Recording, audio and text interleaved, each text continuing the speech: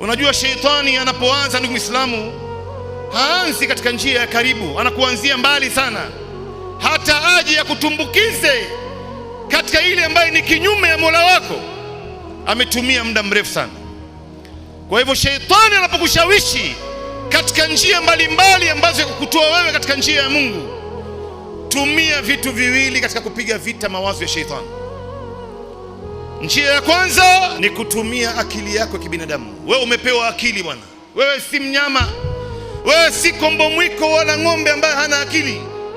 Upate kuitumia akili yako, na Mungu atakuuliza siku ya Kiyama, nilikupa akili mimi, mbona ulishindwa kufuata ile njia ambayo nilikuwa nimekupangia mimi?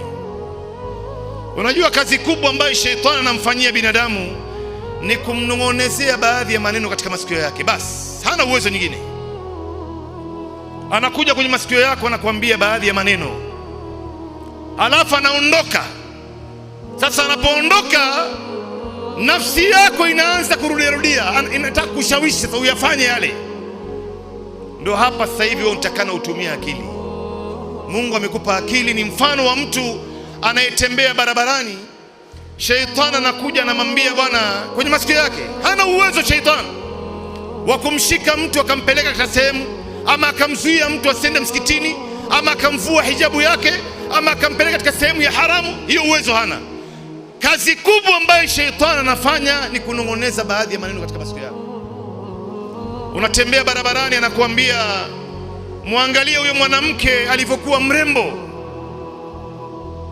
Sasa wewe inatakana utumie uchaji Mungu katika kupiga vita mawazo kama haya, na utumie naye na akili yako, na umuulize ushaitani baadhi ya maswali na ashinde kukujibu.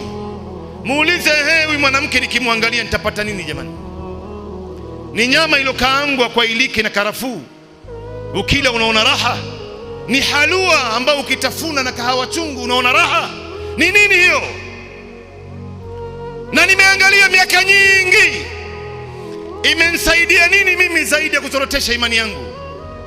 Mpaka leo macho imekataa kutoa machozi kwa sababu ya kuangalia. Na njia ya pili ya kuipiga vita mawazo ambayo inaikuijia wewe, tumia uchaji Mungu wako, takwa Allah.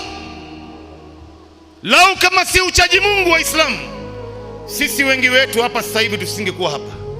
Mazingara ambayo tunaishi ndani yake ni mazingara huru, kila kitu ni halali. Kama si uchaji Mungu, nini nyingine ambayo itakuzuia wewe unamisha macho barabarani? Na sheitani anakushawishi katika njia moja.